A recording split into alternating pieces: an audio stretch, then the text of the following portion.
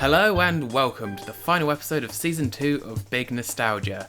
Once again, we have talked about 10 different Nintendo 64 games, and like last time, we're going to make them fight to the death in a battle royale to choose our top 10 games of Season 2.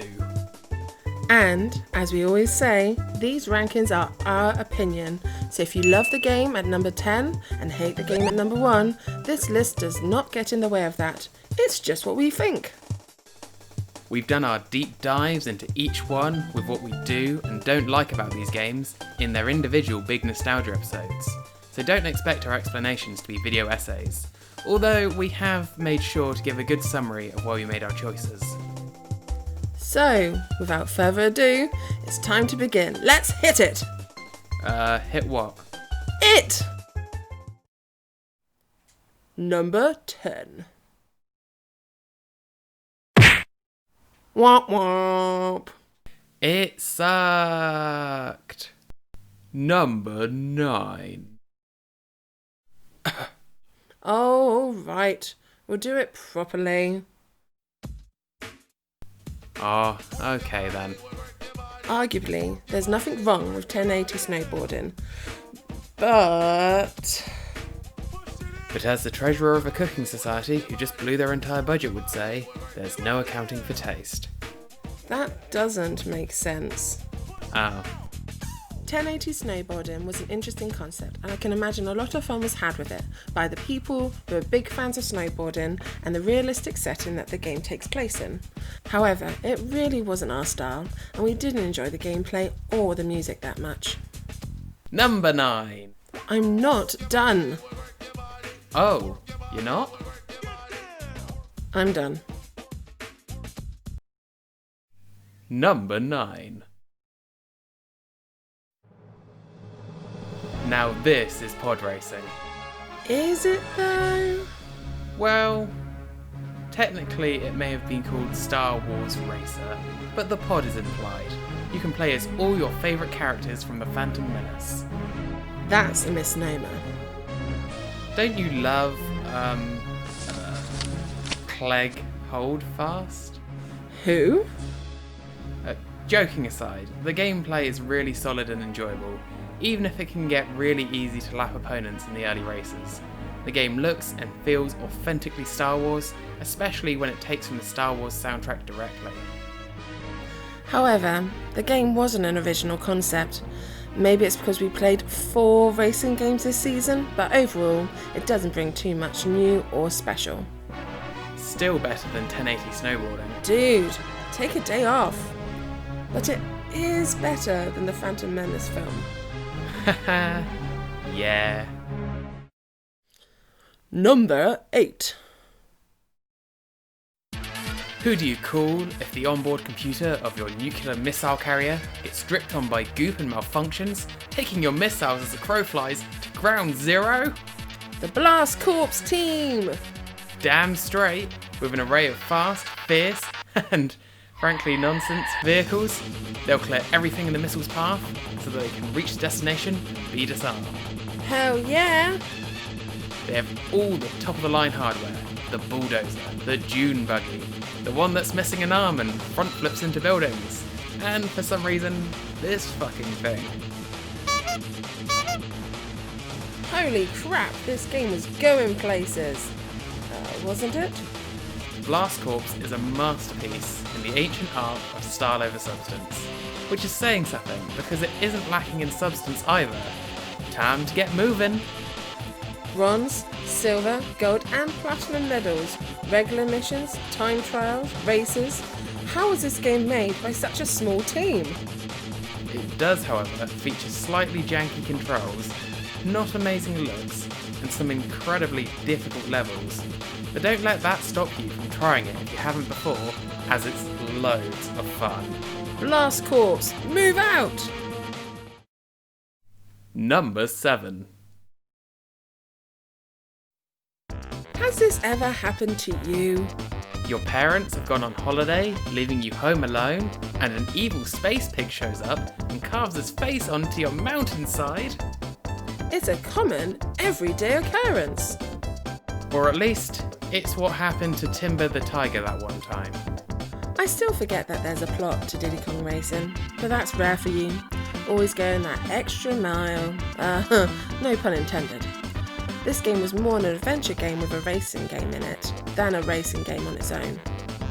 You had to win races to get golden balloons. The keys unlocked battle minigames. There were bosses and secrets and different themed worlds. Then there were silver coins as well, and more balloons, and more bosses. It was fun. However, with all the bells and whistles they stuck on it, somehow the game never quite lived up to its nearest rival. By all accounts, there was more in it than the Mario Kart 64 game. But when the time comes to decide on which one we wanted to play, that one always won for some reason. I think sometimes, when you just want to play a racing game, you just want to keep it simple. Amen, brother. Thanks, sister? Testify.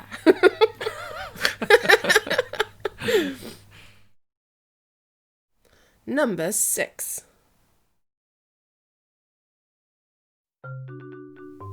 So, there was an episode of a little-known sitcom called How I Met Your Mother. Little known? Come on, you haven't thought about it since I just mentioned it. Yeah? Anyway, one of the characters says there's an Ewok line, where everyone born before it thinks the Ewoks were bad, and everyone born after it thinks they're cute and adorable. So? I think that logic applies here, but luckily we were both born at such a time that we found Yoshis Story cute, and we weren't one of the people saying, "Look how they massacred my boy." Yoshi's Story is a simple, fun 2D platformer that is oh so incredibly cutesy. The music is weird, but good. music to pound the ground to. And the levels were colourful, fun and easy. That is definitely something the game has against it. Even amongst the Yoshi series of games, it is not a challenge. But sometimes you don't need a challenge, you just need to have fun. Like Ewoks. Well, I guess so. Woo! Brought in a full circle, baby. Number 5. Highway to the... That song's not even remotely relevant. But... It's from Top Gun. Fine. Danger Zone! Talk about Mario 64 being simple. This game doesn't even have brakes. Hitting B just makes you go faster. In terms of the premise, this game is great. It's in the future, we've invented one up from F1 racing, and now we do it at ridiculously high speeds with awesome music blaring from the radio, and it's like, woo! 30 cars racing at once, and there are no rules. You can even destroy each other. However, 30 cars at once on the N64's power meant that the look was pretty basic. It sacrificed design for gameplay, but what gameplay? Sure, there may be more polished games out there, but F-Zero X is still a high-speed thrill ride to this day. Despite the series not having a new entry for years, and Mario Kart is basically stealing its thing. Incredible! You're way out in 5th.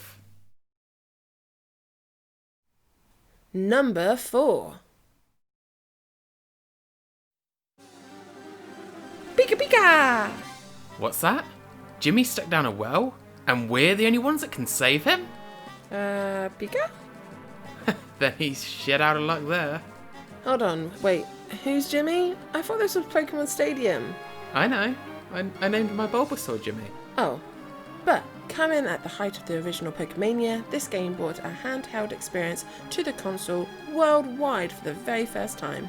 The original 151 are all here, and there's plenty of tournaments and modes to keep every Pokemon fan engaged for hours.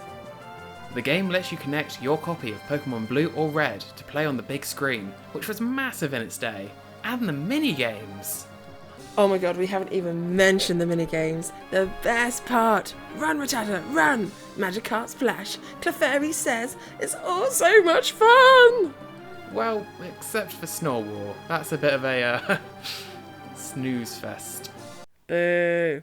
Whilst the game can't compare to the sprawling RPG adventure that you get from main series, this is a fun game for everyone and it lets you battle your friends. What more could you ask for out of Pokemon? An update for the Switch? Well, yes, obviously. Number 3.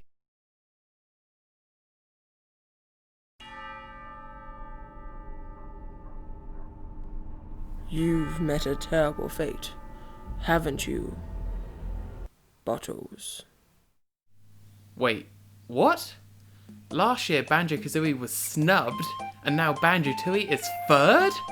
Yes, but the top 3 on this list are only a stone throw away from each other, and getting bronze in this competition isn't something to be sniffed at. BanjoTooie was great. In true sequel fashion, everything is bigger. The worlds, the move list, the number of villains, the number of items, the whole scope. The music was great, the writing was fun, and the bosses were grand. However, bigger is not always better. Yes, the worlds were joined up, but that made navigation more difficult. Yes, the worlds were grander, but some jiggies were obnoxiously difficult as a result. It's simple really. You have to beat Mr. Fit the first time by using the spring shoes to do the high jump. Then he moves on to the sack race, and to get there you have to hatch an egg with Kazooie that has a floaty thing in it. Then you find a seed, then go to Banjo and put the seed in the place, then water the seed with Mumbo, then climb the beanstalk, and then you race Mr. Fit.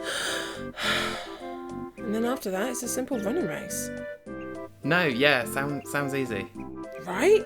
But these are nitpicks. BanjoTooie is still one of the best games of all time. If you've never played it, do yourself a favour and check it out. Or you could watch an amazing abridged series of it. You mean ours, right? Yeah, obviously. Number 2.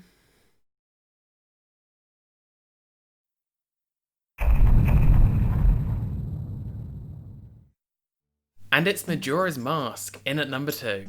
Surprise! Or is it?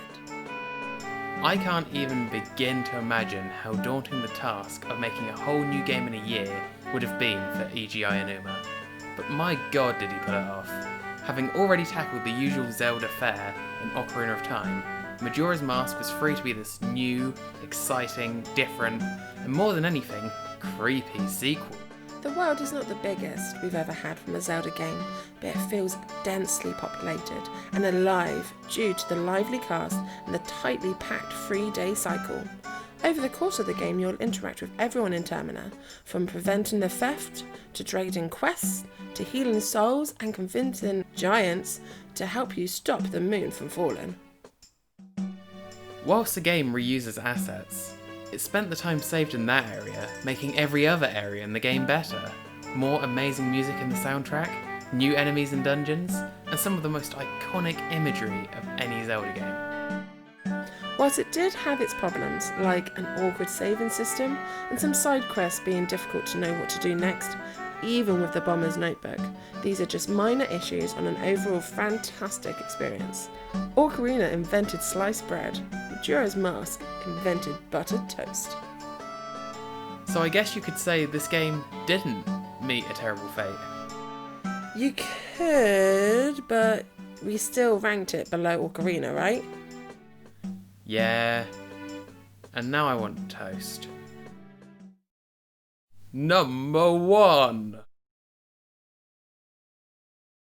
Da da da da da da da. Of course it fucking is. Yeah, it's hard to argue that the grandfather of 3D platforming shouldn't get the top spot. This game invented the analog stick. Is that true?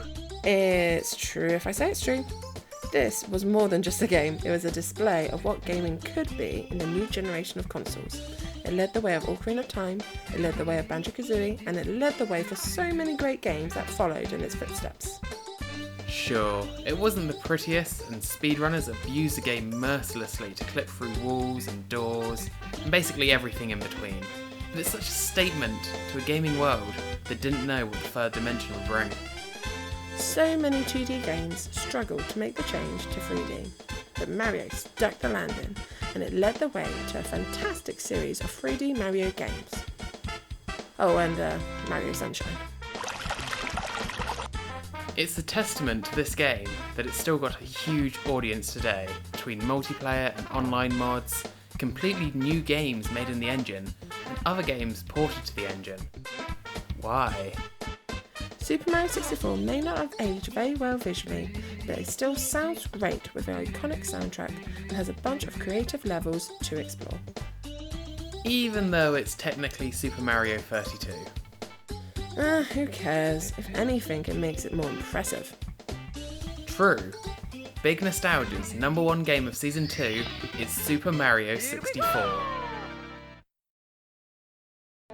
So that's our list. What did you think? And if you're wondering how we compare these games to the 10 from last season, here's a list of our top 20. Agree? Disagree? Let us know in the comments. We hope you've enjoyed the second season of Big Nostalgia. What game should we cover if we do another season? Let us know. But until then, I've been VicStar. And I've been haddowinc. See you next time. Bye! Hello, haddowinc here. Just to thank you again for watching this video and enjoying this season of Big Nostalgia. We've really enjoyed digging deep into these games and re-evaluating our opinions on them, based on what we think as adults rather than the rose-tinted glasses that you often get as children. So next month we're probably going to have an update video just giving the status of all our other projects. But for the time being, I'm glad you enjoyed. You can follow us on Twitter at the handle below, and stay safe out there. We'll see you next time.